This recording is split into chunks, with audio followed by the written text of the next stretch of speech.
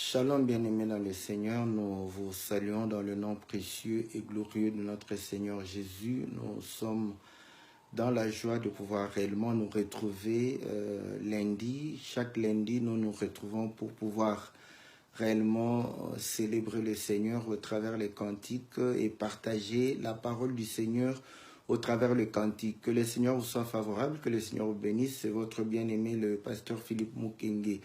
Et c'est votre émission Louons l'Éternel, une émission qui traite des cantiques. Et aujourd'hui, nous continuons le cantique qui parle sur le vêtement d'Aaron.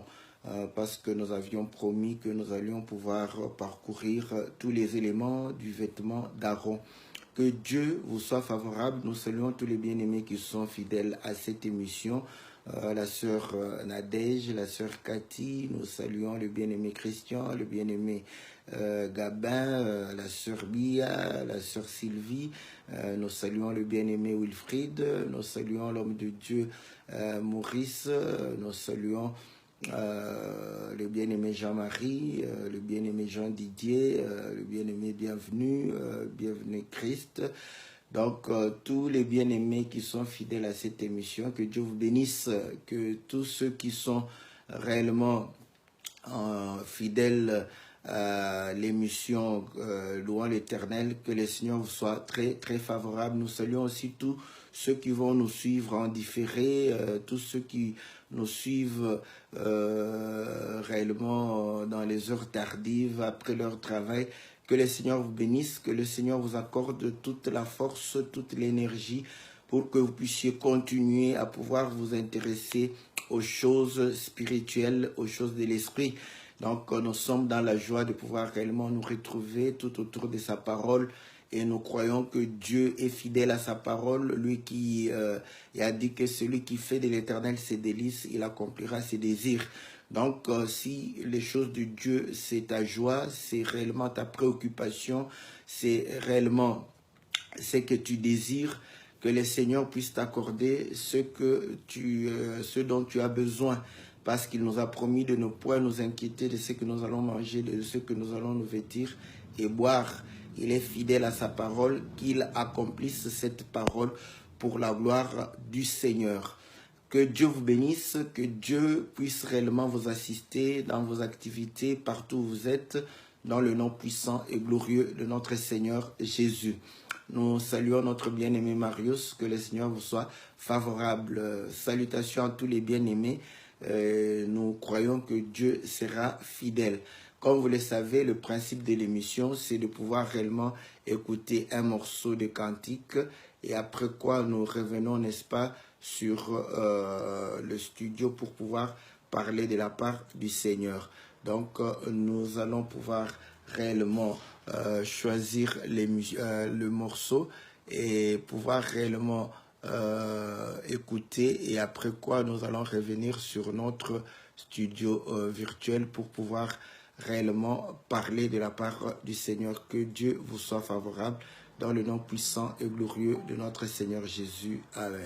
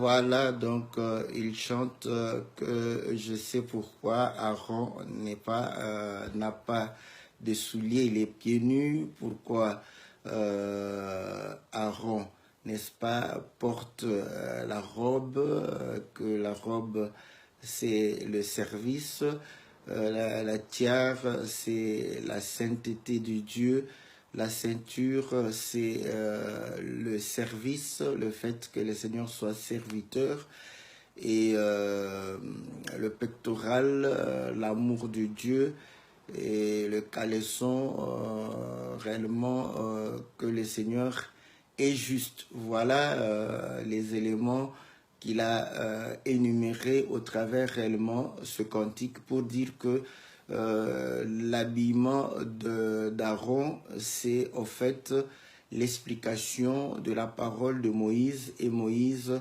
avait des difficultés de pouvoir parler, et ainsi il démontre que le bégaiement de Moïse s'explique au travers le vêtement, n'est-ce pas, d'Aaron. Et comme nous l'avions démontré que le vêtement donne des renseignements, des vêtements parlent. Même aujourd'hui, le vêtement parle. Quand vous voyez un médecin en blouse blanche, vous savez déjà que cet homme est réellement dans le service médical.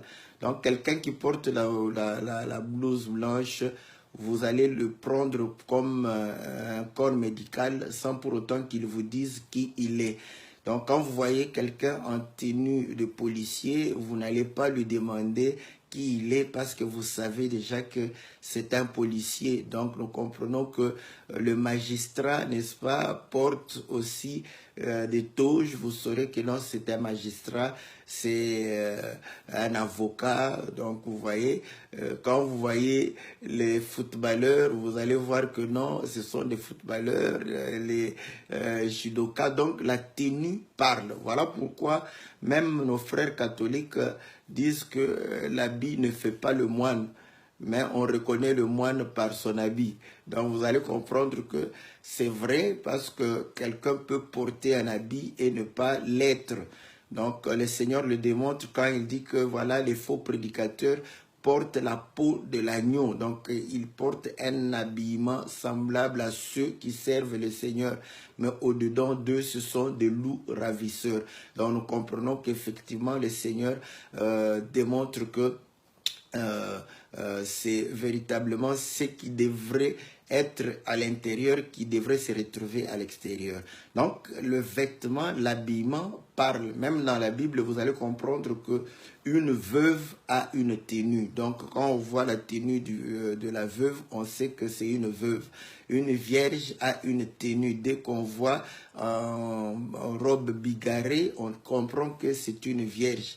Donc surtout une vierge de la famille royale. Donc lorsque vous voyez, n'est-ce pas, une prostituée, donc sa tenue va pouvoir lui dire, témoigner que c'est une prostituée. Vous savez que Judas connaissait sa belle-fille Tamar, mais lorsque celle-ci a porté les vêtements des prostituées, donc Judas l'a pris pour une prostituée parce que les vêtements parlent. Voilà pourquoi nous disons aussi que la manière dont nous nous habillons explique aussi, n'est-ce pas, notre nature. En tant qu'enfant de Dieu, voilà pourquoi il est recommandé d'être, n'est-ce pas, humble, nous habiller avec pudeur, parce que donc, nous sommes réellement ceux qui cachent réellement notre nudité. Donc, quand tu portes des habits qui puissent démontrer montrer ta nudité, ton corps, donc on comprend, c'est-à-dire qu'on comprend que toi, tu aimes bien la chair, voilà pourquoi tu préfères exposer la chair. Donc, l'habillement rend témoignage. Donc, même aujourd'hui, la manière dont nous nous habillons va rendre témoignage de qui nous sommes. Donc voilà, si vous êtes extravagant, on va comprendre que vous êtes réellement comme des stars branchés, n'est-ce pas, dans les choses du monde. Donc, bien aimé dans le Seigneur, voilà pourquoi c'est important de pouvoir réellement parler aussi de la tenue d'Aaron. Donc, nous avions la fois passée parlé pourquoi il était pieds nus, parce qu'il était l'ami de Dieu. Et nous comprenons que quand on accueille quelqu'un dans sa maison, on lui donne le temps, de l'eau pour se laver. Donc, on ne peut pas se laver les pieds tout en ayant les souliers aux pieds. Donc, tu vas pouvoir réellement enlever tes souliers et pouvoir laver tes pieds. Donc, nous comprenons que c'est le signe de pouvoir donner à quelqu'un de l'eau pour laver ses pieds. C'est le signe de l'accueillir, de l'hospitalité. Et devant la tente d'assignation, il y avait la cuve des reins qui avait l'eau où il fallait qu'Aaron puisse laver ses mains et ses pieds. Nous avions dit les pieds démontrent la marche. Or, lorsque nous marchons, c'est dans la marche que nous nous salissons les pieds. Et les mains démontrent les œuvres. Donc, les œuvres que nous manifestons, les œuvres de la chair, nous suivent. Voilà pourquoi, pour entrer dans devant la face de Dieu, dans la maison de l'Éternel, il nous demande de pouvoir nous laver les mains, laver les pieds. Nous comprenons que lorsque nous lavons les mains, nous nous repentons, n'est-ce pas, des mauvaises œuvres. Écoutez, quand Israël a décidé de tuer le Seigneur, de le crucifier, Pilate n'était pas d'accord, mais comme il était celui qui devrait apporter la décision, il a dû céder à la décision d'Israël, mais il s'est lavé les mains pour s'innocenter, pour dire que le sang de cet homme ne doit pas réellement retomber sur moi. Donc nous comprenons que celui qui se lave les mains, il est en train de pouvoir renoncer, n'est-ce pas, aux mauvaises œuvres, parce que les mains, c'est véritablement l'instrument avec lequel nous faisons les œuvres. Voilà pourquoi on dit que le ciel et la terre sont l'ouvrage des mains, n'est-ce pas, de Dieu. Donc, les pieds, c'est la façon dont nous marchons. Et vous allez comprendre que, comme nous marchons sur cette terre, vous allez comprendre que nous nous salissons parce que voilà pourquoi nous devons laver les pieds. C'est ainsi que la prostituée qui voulait réellement se repentir va laver les pieds du Seigneur pour pouvoir démontrer qu'il accueillait le Seigneur et qu'il se repentait aussi de ses péchés. Et ainsi, le Seigneur va dire que ses péchés ont été pardonnés. Donc, nous comprenons qu'effectivement, Dieu aussi, lorsque il va pouvoir réellement vouloir faire entrer Israël dans sa maison, donc dans la terre promise. La sortie d'Israël, ils sont passés par la mer Rouge et là-bas, ils ont été au fond, n'est-ce pas, parce qu'ils ont traversé, n'est-ce pas, les abîmes. Et quand ils sont allés, Paul démontre que c'était le baptême. Et le baptême, c'est se laver tout le corps. Donc voilà pourquoi, lorsque le Seigneur lavait les pieds de ses disciples, Pierre a voulu qu'on puisse le laver tout le corps. Il a dit, si quelqu'un qui a lavé tout le corps n'a besoin que de se laver les pieds. Donc nous comprenons que Israël a été lavé, n'est-ce pas, au travers, tout le corps au travers la mer Rouge. Voilà pourquoi pour entrer dans la maison, il devrait se laver les pieds. Et ainsi, pour le Jourdain, il a fallu que les sacrificateurs avançassent dans l'eau et dès que le pied furent mouillés, ils vont pouvoir réellement voir la porte s'ouvrir et entrer, n'est-ce pas, dans la maison qui est Canaan, la terre promise, dont Abraham témoigne que c'est l'ombre de la cité dont Dieu est l'architecte, lui-même qui pose les fondements. Donc nous comprenons que c'est de cette manière que le Seigneur a fait. Donc voilà, nous comprenons que Aaron, et puis dans la tenue d'Aaron, il n'y a pas de souliers. Donc Aaron entrait, n'est-ce pas, dans la maison de l'Éternel, pieds nus. Donc nous avons compris aussi le fait d'être pieds nus démontrait aussi qu'on n'avait pas la capacité de pouvoir racheter, n'est-ce pas, ce peuple. Et ainsi, Ruth va témoigner lorsque celui qui devrait la racheter a refusé. Ruth a déchaussé la personne pour pouvoir dire que il n'était pas digne de pouvoir racheter. Et nous avons compris que Moïse, n'est-ce pas, lorsqu'il enlève les souliers, c'est aussi témoignage de pouvoir dire incapable de racheter le peuple, ainsi que Josué qui a fait entrer le peuple dans le pays des Canaan, il était aussi incapable parce qu'il a aussi enlevé les souliers. Donc, Aaron qui présentait les sacrifices témoignait aussi qu'au travers de ces sacrifices, incapacité de pouvoir racheter le peuple, parce qu'il a fallu que le Seigneur puisse se pointer, lui qui devrait racheter. Ainsi, Jean-Baptiste va dire qu'il n'est pas capable de délier le courroie de ses souliers. Donc, nous comprenons que le Seigneur a la capacité de pouvoir réellement racheter. Donc, nous avions parlé aussi, n'est-ce pas, de la tiare qui exprimait la sainteté, n'est-ce pas? Voilà pourquoi il était marqué sainteté à l'Éternel. Aaron est saint parce qu'il doit servir le Dieu saint. Mais sa sainteté ne vient pas de lui-même. C'est celui qui l'a appelé au service, qui l'a rendu saint. Voilà pourquoi Anne chante que nul n'est saint si ce n'est l'Éternel. Oui, si nous sommes saints, c'est parce que le Seigneur Jésus qui est saint nous a sanctifiés. En lui, nous sommes saints. Ainsi, notre sainteté revient à l'Éternel, donne gloire à l'Éternel.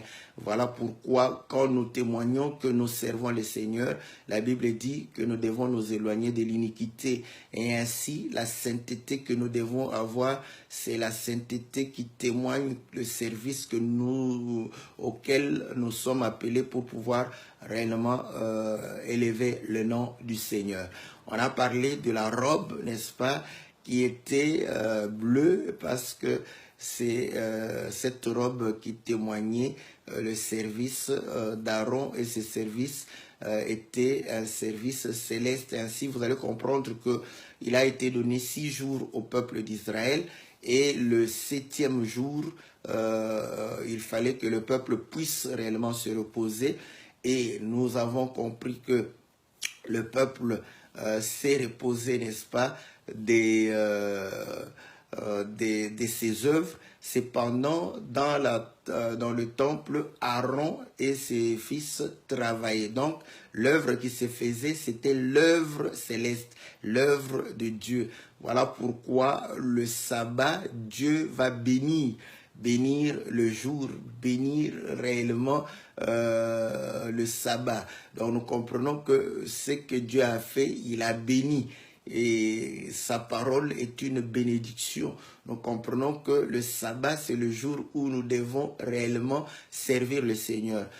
Nous comprenons que le sabbat, ce n'est pas le samedi. C'est vrai que ça a été le samedi. Mais le sabbat, c'est un homme. Voilà pourquoi, quand Dieu dit que la lumière soit, la lumière fut, et Dieu appela la lumière jour. Et nous voyons quand le Seigneur vient, il dit que je suis la lumière du monde. Donc, il est le jour. Voilà pourquoi il dit, celui qui marche dans le jour, il ne bronche point. Donc, le Seigneur étant la lumière, c'est lui le jour. Et il est le maître des sabbats. Ainsi, nous comprenons que lorsque nous entrons dans ce sabbat-là, nous allons célébrer le Seigneur, servir le Seigneur. Et ainsi, vous allez comprendre que le sabbat pour nous, c'est tous les jours. Nous sommes en sabbat, nous nous reposons des mauvaises œuvres, de la jalousie, méchanceté, calomnie, escroquerie, vol, impudicité, comme la magie, la sorcellerie, toutes ces choses, nous nous reposons de cela. Parce que nous sommes en Christ Jésus, le maître du sabbat, lui qui a dit, venez à moi, vous tous qui êtes fatigués. Tu dois être fatigué du péché. Voilà. Il va te donner le repos de l'âme, afin que tu puisses servir le Seigneur. Voilà ce que nous avions dit, n'est-ce pas, la fois passée. Donc, nous avons parlé aussi de la tunique, qui est aussi une robe, mais qui est la robe de l'intérieur. Cette tunique avait, n'est-ce pas, la broderie. Et nous sommes allés dans le Cantique des Cantiques pour pouvoir démontrer que la broderie, c'est l'œuvre, n'est-ce pas, d'amour. Donc la broderie démontre l'amour. Or, la tunique, n'est-ce pas, parler de la justice. Et nous comprenons que quand Dieu exerce la justice avec colère, il condamne. Quand il exerce la justice avec amour, il pardonne. Donc nous comprenons que le Seigneur est venu pour le pardon des péchés. Voilà pourquoi il a démontré que le jugement lui a été donné, mais il n'est pas venu pour pouvoir condamner ni juger de manière à condamner, mais il est venu pour sauver. Donc il a manifesté l'amour. Il n'y a pas plus grand amour qu'à donner sa vie pour ses amis. Et ainsi, le Seigneur va pouvoir donner sa vie pour que nous puissions être justifiés et que nous puissions réellement être sanctifiés. Voilà ce que nous avions pu dire la fois passée par rapport aux vêtements d'Aaron. Mais écoutez, dans l'Exode chapitre 28, au verset 4, voici les vêtements qu'ils feront: un pectoral, un éphod, une robe, une tunique brodée, une tiare, une ceinture. Donc, il nous reste à parler du pectoral, éphod, de la ceinture. Et le bien-aimé avait ajouté le caleçon, dans toujours le même chapitre, au verset 42, fais-leur des caleçons de lin pour couvrir leur nudité. Ils iront depuis les reins jusqu'aux cuisses. Donc voilà les habits sacerdotaux. Voilà pourquoi nous exhortons les pasteurs qui sont consacrés avec seulement la robe. Il faut leur poser la question, où est le pectoral? Bon, le pectoral, c'est pour le sourire. Voilà, bon, pour les fils d'Aaron, il fallait, n'est-ce pas, des bonnets, n'est-ce pas, et des tuniques, des ceintures, et des caleçons aussi. Donc voilà, il faut leur poser la question, on t'a fait porter la robe, mais tu vas sacrifier, tu vas monter, parce que lorsqu'on monte, on sacrifie, on monte sur l'autel. Quand tu montes sur l'autel et que tu n'as pas de caleçon, le peuple qui est en bas verra ta nudité. Voilà pourquoi Dieu a donné la robe, il a donné aussi le caleçon, pour que quand le souverain, le sacrificateur monte sur l'autel, que le peuple ne puisse pas regarder, voir, n'est-ce pas, sa nudité. Donc il faut légitimement poser la question à celui qui est consacré. Nous avons vu ta robe, merci, gloire au Seigneur pour la robe. Mais dans la Bible, nous voyons soit la robe était blanche, donc la tunique était blanche ou bleue. Bon, toi, tu as peut-être une robe noire, on comprend, rouge, bon, on comprend que c'est une part de l'homme qui se mélange dans les choses de Dieu. Mais où est le caleçon pour pouvoir porter? Donc, il fallait qu'on te fasse aussi porter le caleçon. Et pas n'importe quel caleçon, un caleçon qui va des reins jusqu'aux cuisses. Donc, si tu ne portes pas un tel caleçon, la cuisse va pouvoir réellement, n'est-ce pas, se faire voir. Donc, toutes ces choses étaient réellement significatifs. Et nous avions dit ceci, ce sont des habits d'Aaron. Psaume 133 nous permet de pouvoir nous approprier ces habits, parce qu'il est dit là-bas, il est doux et agréable aux frères de pouvoir demeurer ensemble, n'est-ce pas? Et c'est là où Dieu répand l'huile sur la tête d'Aaron, et sur sa barbe et sur les pans de sa robe. Donc nous comprenons que quand les frères se rassemblent, ils forment le corps d'Aaron. Mais Aaron était mort quand David chantait. De quel Aaron Dieu parlait? Hébreu nous démontre que Aaron ne parlait que du véritable sacrificateur selon l'ordre de Melchisédek, le Seigneur Jésus. Et 1 Corinthiens chapitre 12 vient confirmer que nous sommes les membres du corps de Christ. Quand nous nous rassemblons, nous formons Christ. Christ n'est pas nu, Christ est habillé. Voilà pourquoi nous comprenons que ces habits témoignaient, n'est-ce pas, de ce que le Seigneur va pouvoir réellement nous faire porter comme habit. Donc, même les habits du souverain sacrificateur, je dis bien. Voilà pourquoi vous allez comprendre que beaucoup de gens croient que cette robe, c'est pour les ministres, les pasteurs. C'est pour les fidèles aussi. Donc, normalement, dans une bonne église, On devrait faire des robes pour tout le monde parce que tout enfant de Dieu doit porter, n'est-ce pas, cette robe. Tout enfant de Dieu doit porter le pectoral. Voilà. Bon.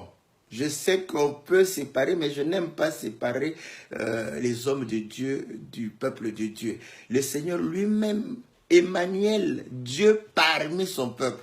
Donc, quel modèle? Ce n'était pas un maître qui était séparé du peuple. Voilà pourquoi aujourd'hui, vous allez comprendre, dans des cérémonies, le pasteur est séparé des disciples du peuple. Nous comprenons que ce n'est pas la nature du Seigneur. Le Seigneur mangeait sur la même table avec les disciples. Le Seigneur mangeait avec le peuple et il buvait avec le peuple. Donc, vous allez comprendre que la nature de pouvoir séparer les hommes de Dieu du peuple ne vient pas réellement de notre Seigneur. Le Seigneur est Emmanuel, Dieu parmi son peuple. Voilà. Voilà pourquoi nous aimons réellement que les choses qui concernent les hommes de Dieu doivent aussi être pour le peuple de Dieu. Ainsi, vous allez comprendre que Psaume 133 nous démontre que c'est le peuple tout entier. La robe est portée par le peuple tout entier parce que les frères et les sœurs, quand ils se rassemblent, ils forment ce corps. Et la robe couvre tout le peuple. Et l'onction, voilà pourquoi loin de l'Éternel n'est pas seulement celui qui prêche la parole, mais c'est aussi celui qui croit la parole du Seigneur. Voilà pourquoi l'huile vient de la tête, descend sur la barbe et recouvre tout le corps. Et ainsi, vous allez comprendre que même le peuple, celui qui est au doigt là-bas, reçoit l'onction sacerdotale. J'aime ça. Vous voyez, l'onction d'Aaron, n'est-ce pas, est réellement reçue par même le pied. Voilà, j'aime ça.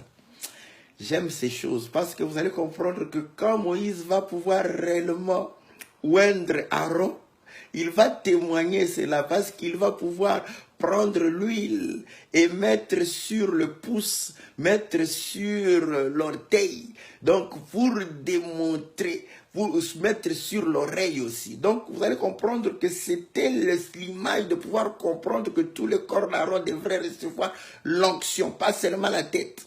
Parce que nous savons que la tête d'Aaron, de Psaume 133, c'est le Seigneur parce qu'il est la tête de l'Église. Voilà pourquoi il a dit, si moi je ne m'en vais pas, je ne vous donnerai pas le Saint-Esprit.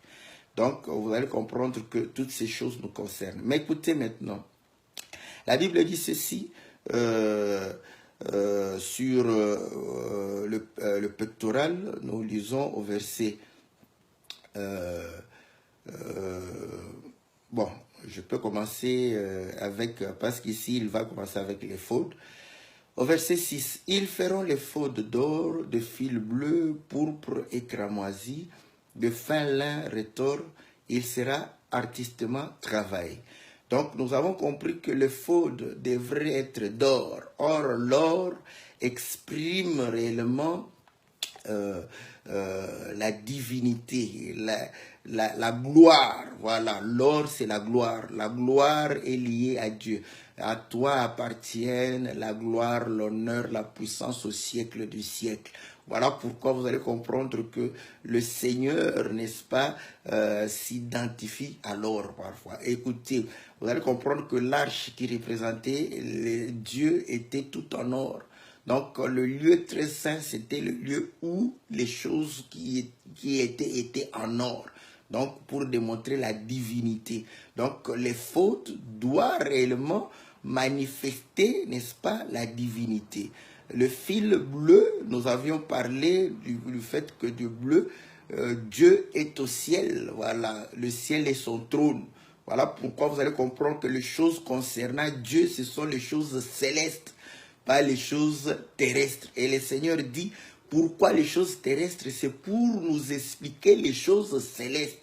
Et ainsi, si tu restes terrestre, tu seras idolâtre. Et Romains chapitre 1 démontre que Dieu a caché dans le terrestre, dans la création, sa divinité. Mais cependant, nous ne devons pas rester sur le terrestre de telle manière à prendre le terrestre pour le céleste, pour le Créateur. Et ainsi, les hommes ont fait des animaux pour pouvoir se prosterner devant ces animaux, devant les images d'hommes, devant, n'est-ce pas, les images des arbres, de ceci, pour pouvoir prendre la créature pour créateur. Donc, comprenez que la divinité concerne les choses célestes et les choses de l'esprit. Les choses visibles viennent des choses invisibles. Donc, pour retrouver les invisibles,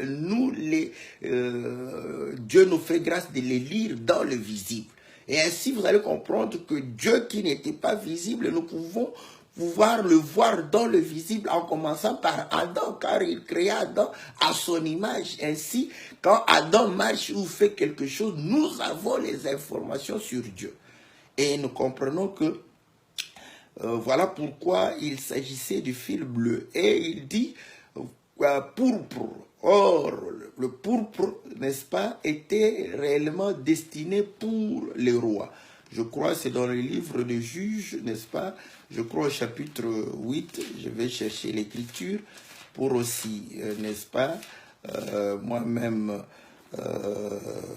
retrouver l'écriture. Voilà, au verset 26, la Bible dit « Le poids des anneaux d'or que demanda Gédéon fut de 1700 cycles d'or, sans les croissants et les pendants d'oreilles et les vêtements de pourpre que portaient les rois de Madian et sans les colliers qui étaient au cou de leurs chameaux. » Donc nous comprenons que le pourpre c'était pour les rois. Et écoutez, le jour où les soldats étaient devant le Seigneur pour se moquer du Seigneur, ils vont lui enlever sa tunique, lui enlever ses vêtements et prendre le manteau de pourpre pour le couvrir, prendre une couronne d'épines, pouvoir lui mettre sur la tête et se prosterner devant le Seigneur tout en jouant. Le Seigneur parle. Ah, que Dieu soit loué. Parfois, quand les gens disent que Dieu peut parler par un fou, auparavant, j'étais très catégorique. Je disais, ça, c'est n'importe quoi. Donc, comment Dieu peut parler par un fou? Mais les gens disaient, mais je ne parle pas du fou qui mange dans les poubelles. Voilà. Donc, vous allez comprendre que pendant qu'ils se moquaient du Seigneur, ils se moquaient réellement de notre Seigneur, ils étaient en train de pouvoir démontrer qu'il y a eu l'accomplissement de l'écriture. Quand il s'est habillé en pourpre, c'est alors qu'ils ont reconnu qu'il est le roi. Voilà. Donc ils vont se prosterner, tout en jouant, comme dans les théâtres. Et pouvoir réellement prophétiser les choses de Dieu.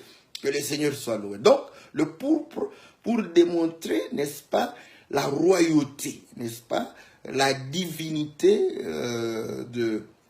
du Seigneur qu'il est roi. Et cramoisi, comme vous le savez, n'est-ce pas, cramoisi démontre l'œuvre, n'est-ce pas, de la rémission des péchés. Le Seigneur dit, si vos péchés sont rouges comme de la cramoisie, je les rendrai blancs, n'est-ce pas, comme la neige. Je vous rendrai blanc comme la neige.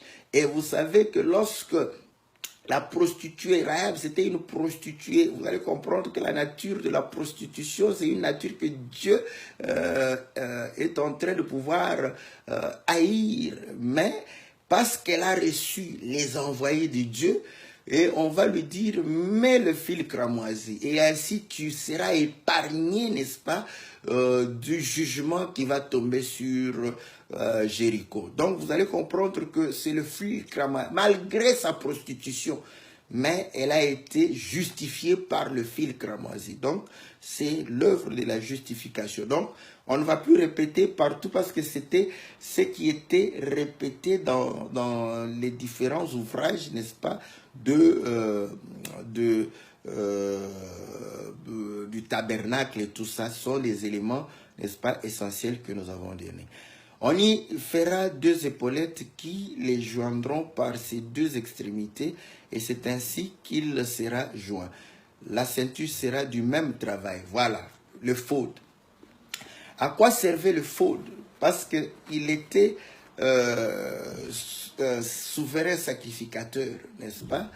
Mais Dieu lui donna l'éphod, parce que l'éphod a été donné, n'est-ce pas, à Aaron, donc pour pouvoir réellement exercer. Mais dans cet exercice, à quoi servait l'éphod? Donc nous allons pouvoir lire les Écritures, n'est-ce pas, par rapport à la Bible. Nous sommes dans le livre de 1 Samuel, n'est-ce pas? 1 Samuel au chapitre 30. 1 Samuel au chapitre 30.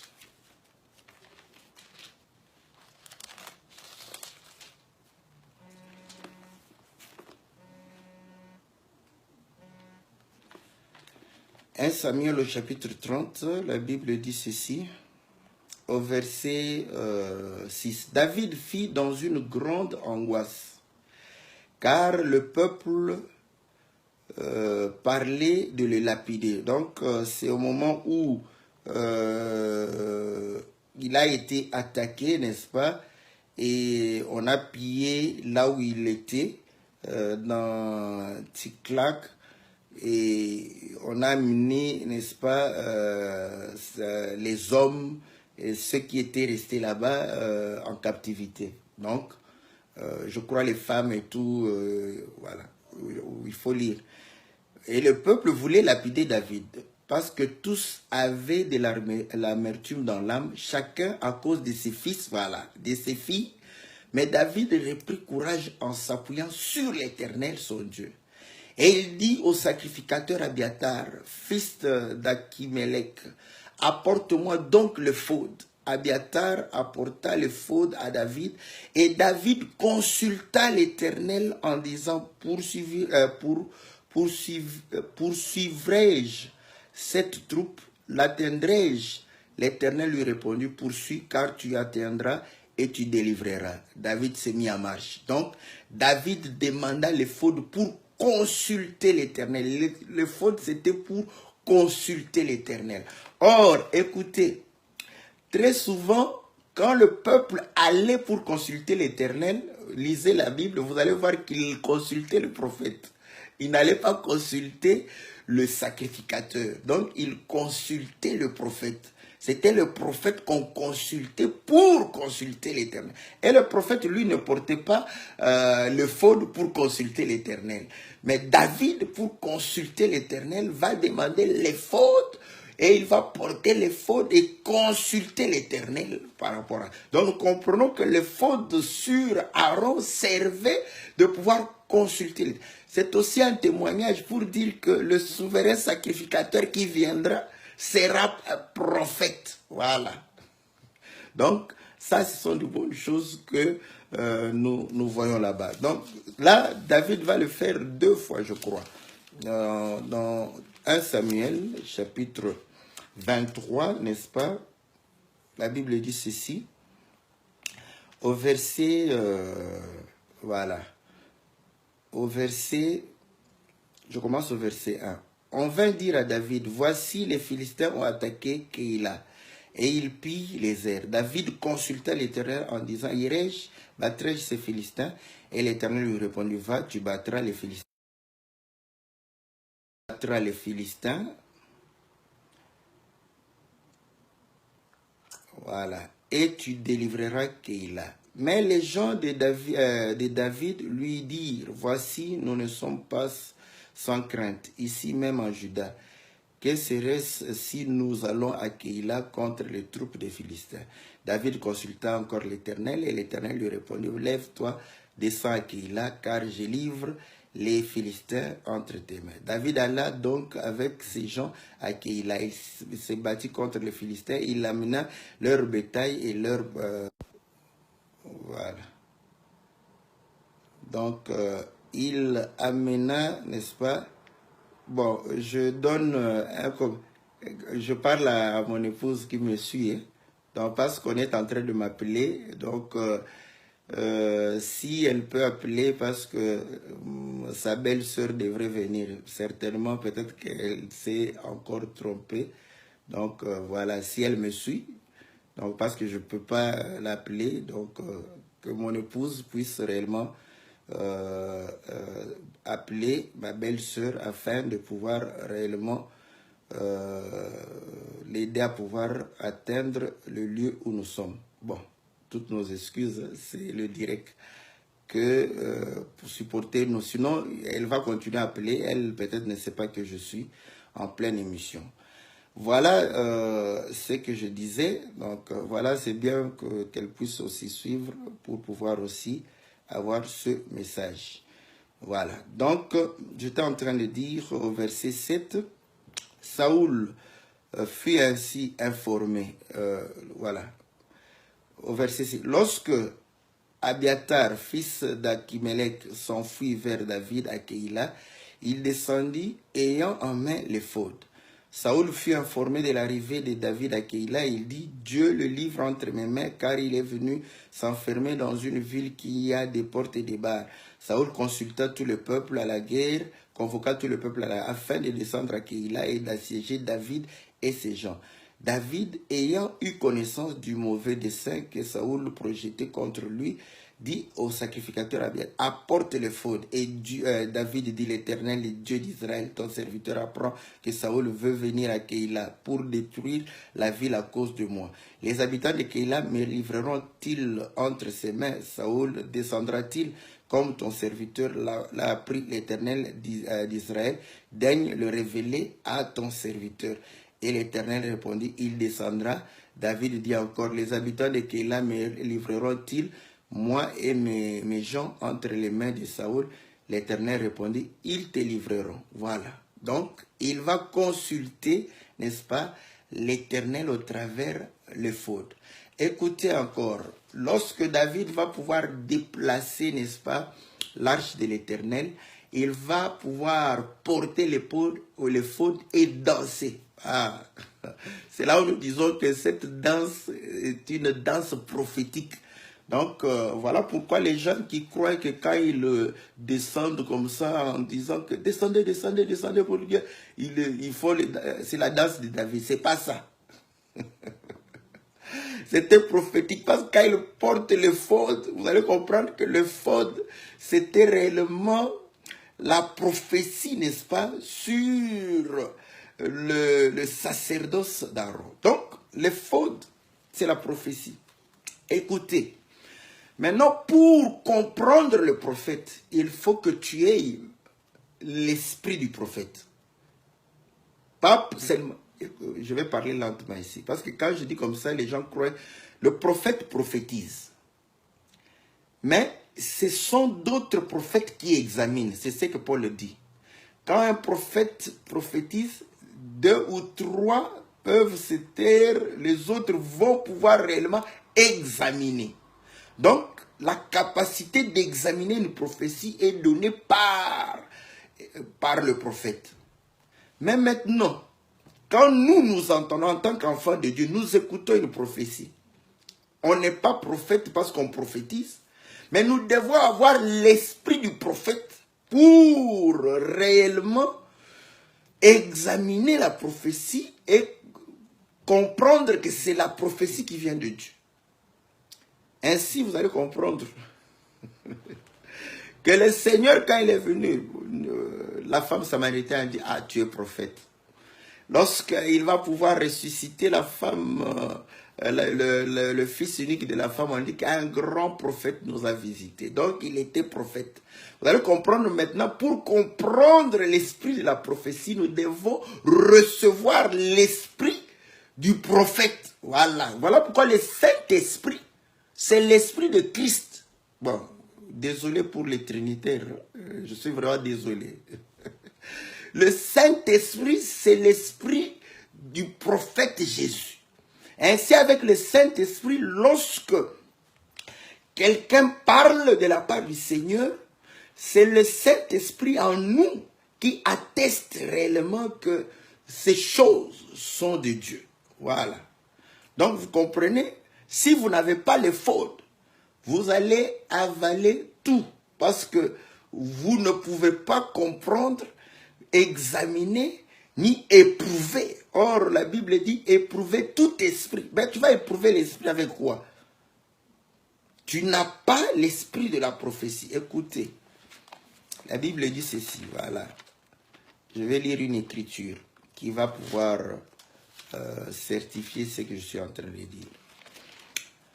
Nous sommes dans Actes chapitre 3, verset 22. Moïse a dit, le Seigneur votre Dieu vous suscitera d'entre vos frères un prophète comme moi, vous l'écouterez dans tout ce qu'il vous dira. Et quiconque n'écoutera pas ce prophète sera exterminé du milieu du peuple. Tous les prophètes qui ont prophétisé, qui ont successivement parlé depuis Samuel, ont annoncé ces jours-là. Vous êtes les fils des prophètes. Voilà. Vous voyez? Vous êtes les fils des prophètes et de l'alliance que Dieu a traitée avec nos pères en disant à Abraham, toutes les familles de la terre seront bénies en ta postérité. Car c'est à vous premièrement que Dieu, ayant suscité son serviteur, l'a envoyé pour vous bénir en détournant chacun de vous de ses iniquités. Donc, vous voyez, Pierre s'adresse au peuple d'Israël pour dire que vous êtes fils de prophètes. Or, écoutez, lorsque Élie sera enlevé, vous savez que les fils des prophètes savaient qu'Élie allait être enlevé. Donc, parce qu'ils discernent l'esprit. Donc, vous allez comprendre que nous, c'est pas moi, donc le peuple, nous sommes fils de prophètes. Donc, avec l'esprit, le Saint-Esprit en nous, nous pouvons réellement, n'est-ce pas, dire Amen à la parole du Seigneur. Et avec le Saint-Esprit, ne pas dire Amen à la parole du Seigneur. Ainsi, donc, voilà. Donc, lorsque on va pouvoir réellement parler, n'est-ce pas, et dire quelque chose qui n'est pas correct, nous allons refuser de pouvoir le croire. Par exemple, quand on voit ici, on ne voit nulle part où on a dit qu'il faut prendre une corde de mettre à rond qui va entre s'il entre et qu'en sortant, il ne peut plus sortir, on va les tirer. Donc, on ne peut pas dire Amen. Le Saint-Esprit en nous refuse de dire Amen, n'est-ce pas, à une telle prédication. Donc, voilà. Donc, quand tu as le Saint-Esprit, tu vas voir, même si quelqu'un te dit que non, vous voyez, les femmes sont réellement, donc aujourd'hui, les femmes peuvent prêcher la parole dans les assemblées de ça, tu vas sentir en toi. Le Saint-Esprit va dire non, non, non, non, ça, ce n'est pas la parole de Dieu. Et tu diras non. Donc, vous voyez. Donc, nous comprenons que le Fode servait à pouvoir consulter l'Éternel, à avoir la révélation de la pensée du Seigneur, à pouvoir réellement saisir ce que le Seigneur voulait. Ainsi, Aaron, voilà, le sacerdoce s'est reposé sur la loi, mais la loi a été donnée par Moïse. Donc, pour comprendre la loi, Aaron devra avoir l'esprit qui lui permettait de pouvoir saisir et comprendre la loi afin de pouvoir réellement appliquer cette loi. Donc, voilà. Maintenant, on dit, la ceinture sera du même travail que le Fode. Donc, on a expliqué pourquoi c'était en fil bleu, pourpre, cramoisi et enfin les retors, n'est-ce pas? Tu prendras 2 pierres d'onyx et tu graveras les noms des fils d'Israël. 6 sur une pierre et 6 sur la seconde pierre. Et d'après l'ordre des naissances. Ah, que Dieu soit loué. Tu graveras sur les 2 pierres les noms des fils d'Israël, comme on grave les pierres et les cachets, et tu les entoureras de montures d'or. Tu mettras les 2 pierres sur les épaulettes de l'éphod en souvenir des fils d'Israël, et c'est comme souvenir qu'Aaron portera leur nom devant l'Éternel sur ses épaules. Voilà, donc la ceinture, n'est-ce pas, je ne vais pas trop lire, lisez tout là-bas, vous allez comprendre que la ceinture devrait être attachée, n'est-ce pas, avec le pectoral, n'est-ce pas, et devrait réellement attacher le tout, n'est-ce pas. La ceinture permettait à unifier, n'est-ce pas, le vêtement, n'est-ce pas, d'Aaron. Si vous continuez à la lecture, parce que je n'ai plus beaucoup de minutes, vous allez m'excuser parce que je sais que je serai cérémonié. Parce que je sais qu'elle, d'abord, les personnes qui la connaissent, c'est comme ça. Ben, donc, je vais respecter mon temps. Donc, je ferai 1 heure, n'est-ce pas? C'est à ce moment-là que je vais pouvoir réellement m'arrêter parce que je ne veux pas aussi qu'elle puisse s'inquiéter parce qu'elle est dehors. Donc voilà, j'étais en train de pouvoir dire que la ceinture permettait de pouvoir réellement unifier tout cela, le pectoral, l'éphod, n'est-ce pas, et la robe. Donc vous allez comprendre que tout ceci, n'est-ce pas, démontre aussi l'œuvre du Saint-Esprit qui nous unit, n'est-ce pas. Et la Bible démontre que le ministère, n'est-ce pas, il peut y avoir plusieurs ministères, mais un seul esprit. Donc la ceinture a ce rôle aussi de pouvoir unifier, n'est-ce pas, tous ces dons, n'est-ce pas, qui sont, n'est-ce pas, au service de l'Église. Maintenant, mais lui, il chante que la ceinture démontre que le Seigneur est serviteur. Donc, si vous allez vite dans Jérémie 13, vous allez voir que le Seigneur va dire à Jérémie d'acheter une ceinture. Et Jérémie va porter la ceinture. Après, il lui dit, va cacher ça dans un rocher. Il va cacher. Après cela, il va lui dire, va prendre la ceinture. Il va prendre la ceinture. Et la ceinture était gâtée, n'était bonne à rien. Voilà. Et le Seigneur dit, voyez, comme la ceinture n'est plus bonne à rien comme ça, cette ceinture représente le peuple qui était mon peuple. Je me suis attaché ce peuple. Voilà. Donc, vous voyez, il s'est attaché le peuple. Mais ce peuple est allé servir d'autres dieux. Voilà. Donc, nous comprenons que la ceinture, donc, il porte le peuple. Quand il porte la ceinture, il porte le peuple. Donc, celui qui porte le peuple, c'est le serviteur parce qu'il a la charge du peuple pour porter le peuple. Je prends encore un exemple.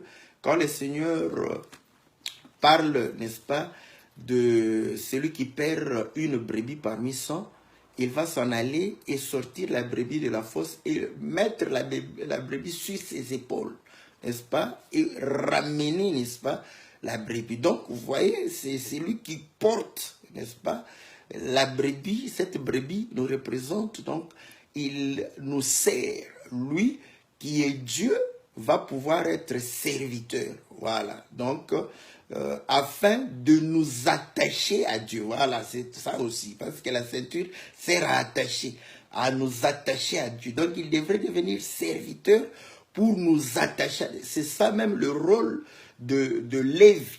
Lévi, quand il est né, sa mère lui dit que mon mari s'attachera à moi. Et c'est l'œuvre qu'on a donnée à Aaron de pouvoir faire de telle sorte que le peuple qui s'est éloigné de Dieu par l'iniquité puisse s'attacher à Dieu par l'œuvre, n'est-ce pas, du sacrifice que Aaron devrait faire. Donc, la ceinture démontre, n'est-ce pas, le fait que le Seigneur est serviteur. Lui-même a dit, vous voyez, ah, c'est bien, j'aime ça. Et lisez dans Jean chapitre 3, la Bible dit que le Seigneur va pouvoir réellement descendre de la table, prendre un seau et va pouvoir se saigner. Bon, là, je massacre le français. Va pouvoir réellement mettre la ceinture de linge. Hein? Bon, je lis l'écriture parce que mon français est catastrophique. Je vais lire l'écriture parce que j'aime ça. Ok, comme ça, l'écriture va me faciliter de pouvoir parler en bon français. Comme mon bien-aimé Christ Avaro dit toujours, on parle en chibolette, donc comprenez qu'en chibolette, je peux massacrer le français. Mais écoutez, voilà. Au verset, Jean 13, verset 4. Il s'éleva des tables, ôta ses vêtements et prit un linge dont il s'est saigné. Voilà. Il va faire d'un linge une ceinture. Voilà. Pour faire quoi? Pour laver, n'est-ce pas, les pieds. Et là, il dit, moi qui suis maître, je vous ai lavé les pieds. Voilà. Vous m'appelez maître, vous dites bien, mais je vous ai lavé. Il va se mettre la ceinture pour servir. Voilà. Donc, nous comprenons que Et là, il dit à Pierre, si je ne te fais pas ça, tu n'auras pas part avec moi. Donc, c'est envie de pouvoir réellement l'attacher, n'est-ce pas, au Seigneur Jésus. Donc, quand vous lisez Jérémie chapitre 13, verset 1 jusqu'à 12, il parle de cela. Vous allez voir que la ceinture, c'est le peuple que le Jérémie va porter. Et Dieu lui-même dit que ce que tu fais, c'est ce que moi j'ai fait. J'ai porté ce peuple, je l'ai attaché à moi. Mais il a préféré aller servir d'autres dieux. Donc, voilà. Et la ceinture, dans Éphésiens chapitre 6, nous parle de la vérité. Voilà. Donc, on ne peut pas être attaché au Seigneur dans le mensonge. Voilà pourquoi le Seigneur dit que le diable n'a rien de lui parce que c'est le mensonge. C'est le menteur, le père du mensonge. Mais c'est dans la vérité, n'est-ce pas, que nous sommes attachés parce que la vérité nous sanctifie. Il est saint et nous sommes saints au travers réellement de la vérité qu'il nous enseigne. Donc, la ceinture, c'est aussi la fidélité. Voilà. Voilà pourquoi vous allez comprendre que si nous sommes la ceinture de Dieu actuellement, et Romain dit, même si nous sommes infidèles, Dieu reste fidèle. Voilà, parce qu'il nous porte toujours comme sa ceinture. La ceinture de Jérémie a été gâtée. Voilà pourquoi. Mais le Seigneur nous sanctifie pour pouvoir réellement nous permettre de nous attacher à lui. Donc, voilà, on a parlé de la ceinture, n'est-ce pas? On a parlé de l'éphod.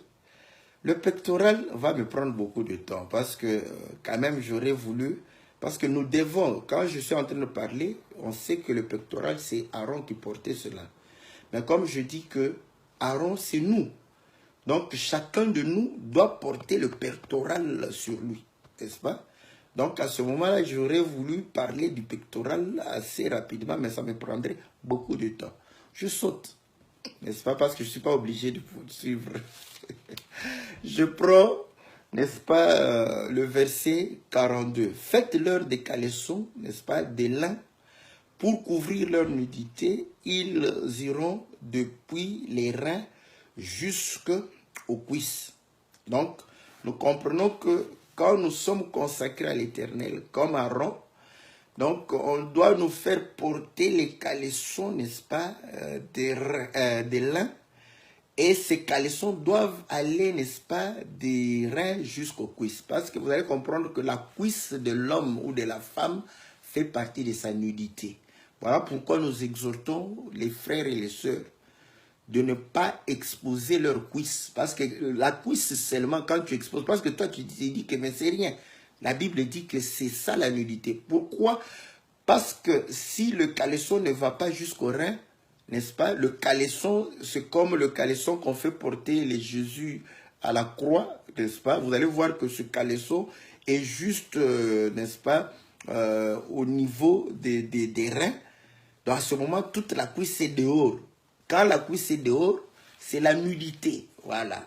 Donc vous allez comprendre que quand tu portes une mini-jupe, ta cuisse est dehors, c'est que tu es nu. Tu exposes ta nudité. Voilà pourquoi nous, si tu pars dans des plages, tu dois porter des habits qui vont te garder jusqu'aux cuisses là-bas. Voilà.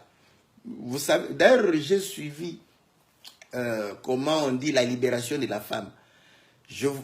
Les images de... Il n'y a pas très longtemps parce qu'il y avait encore la caméra là. Donc, c'est 1900, n'est-ce pas? Les femmes allaient dans des plages, mais vous allez voir qu'ils portaient des trucs qui les couvraient jusqu'aux cuisses là-bas, en train de pouvoir nager. Bon, quand on a commencé à libérer la femme, on a commencé aussi à réduire ses vêtements. Donc, vous allez comprendre que maintenant, la cuisse est dehors. Donc, le ventre aussi dehors. Donc, vous allez comprendre que tout ça, on est en train de pouvoir exposer. Déjà, nous comprenons que le caleçon, c'est pour couvrir la nudité. Donc, naturellement aussi, Donc nous devons témoigner parce que nous sommes des lettres. Quand ta cuisse est dehors, nous comprenons que tu n'es pas sacrificateur. Il a fait de nous un royaume et des sacrificateurs pour son Dieu. Voilà. Donc nous sommes sacrificateurs, donc nous devons porter des caleçons jusque, n'est-ce pas, aux cuisses. Donc sœurs, frères, vous devez porter des vêtements qui couvrent jusqu'aux cuisses. Bon, vos mollets, je m'excuse pour ceux qui sont sensibles.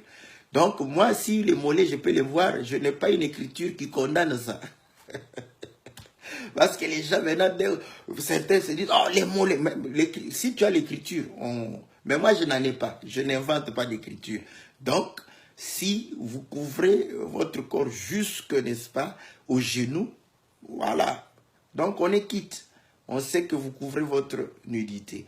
Or, la nudité, vous allez comprendre que c'est quand l'homme a péché que l'homme s'est rendu compte qu'il était nu. Et pour pouvoir couvrir la nudité, Dieu va pouvoir lui faire porter, n'est-ce pas, les habits. Donc, nous comprenons que en couvrant cette nudité, Dieu couvrait aussi le péché d'Adam parce que la nudité rappelait le péché, n'est-ce pas, qu'il avait commis. Donc, le caleçon est pour justifier. Quand Dieu te fait porter le caleçon, c'est qu'il t'a justifié, il t'a couvert, il a enlevé ton iniquité. Donc, nous comprenons que, voilà pourquoi il dit que le caleçon d'Aaron parle de que Jésus était juste. Voilà. Et ainsi, lorsqu'on l'a examiné, on n'avait rien à lui reprocher. Le juste, il a été condamné. L'innocent, le juste, c'est lui qui ne pouvait pas être condamné parce que je vous dis qu'il portait un caleçon. Donc, on ne pouvait pas trouver de péché en lui. Voilà. Donc, voilà ce que le Seigneur fait, n'est-ce pas? Pour pouvoir réellement le servir, nous devons être justifiés. Ce qu'il a appelé, n'est-ce pas? L'Écriture dit, il les a justifiés. Donc, il faudrait que le Seigneur puisse te justifier, enlever ton iniquité. Heureux l'homme à qui Dieu n'impute pas son iniquité. Voilà. Voilà pourquoi la foi a été rendue, n'est-ce pas, à Abraham comme une justice. Donc, vous voyez, donc nous comprenons que ça couvre. Dieu enlève notre iniquité, il nous justifie et nous le servons. Donc, Dieu ne peut pas se choisir un païen pour le servir. Non, jamais. Quand un homme est païen, comprenez que c'est un ramassis au milieu des enfants de Dieu. Point barre. Voilà, il le sert comme un ramassis. Donc, c'est pour décourager ceux qui veulent servir le Seigneur et entrer dans le royaume. Dieu va pouvoir se débarrasser de lui en son temps. Voilà. Donc, nous comprenons que en tant que serviteurs de Dieu, nous devons, n'est-ce pas, être justifiés. Voilà pourquoi on ne peut pas, les païens ne peuvent pas réellement te condamner des choses qu'ils te condamnaient il y a la préhistoire. Pour nous, le péché doit être une préhistoire, ça doit être l'Antiquité. Ouais. Donc, vous allez comprendre que le Seigneur justifie, n'est-ce pas? Il couvre pour qu'on ne puisse pas nous condamner. Écoutez, le souverain sacrificateur dans Zacharie chapitre 3 était, et il avait des habits sales. Dieu lui a enlevé, il lui a donné d'autres habits pour qu'il ne soit pas condamné. Qui nous condamnera? Voilà. La Bible dit qu'il nous condamne. Parce que le Seigneur nous a justifiés. Il est mort pour nous, pour pouvoir nous justifier. Voilà. Bon, le pectoral, est-ce que vous me supportez? Parce que bon, je ne sais pas si je dois être aussi pressé que ça. Donc, supportez-moi pour que je puisse réellement parler du pectoral le lundi prochain. Donc, c'est peut-être par là que nous mettrons un point-virgule sur les vêtements d'Aaron. Que le Seigneur vous soit favorable, que le Seigneur vous bénisse. Nous nous retrouvons mercredi pour l'émission que la Bible parle. Et lundi, nous allons continuer sur le pectoral. Et là, je vais parcourir rapidement, n'est-ce pas, les 12 pierres qui sont sur le pectoral. Je sais que, voilà, il y a beaucoup d'enseignements qui ont été donnés là-dessus, donc ça sera comme résumé. Si Dieu fait grâce, vous pouvez toujours saisir, parce que c'est l'Esprit du Seigneur qui nous permet de saisir la parole de Dieu. Que le Seigneur vous bénisse, que le Seigneur vous soit très, très favorable. Nous saluons tous les bien-aimés qui nous ont rejoints. Que le Seigneur puisse réellement vous accorder toutes ses faveurs dans le nom puissant et glorieux de notre Seigneur Jésus. Amen.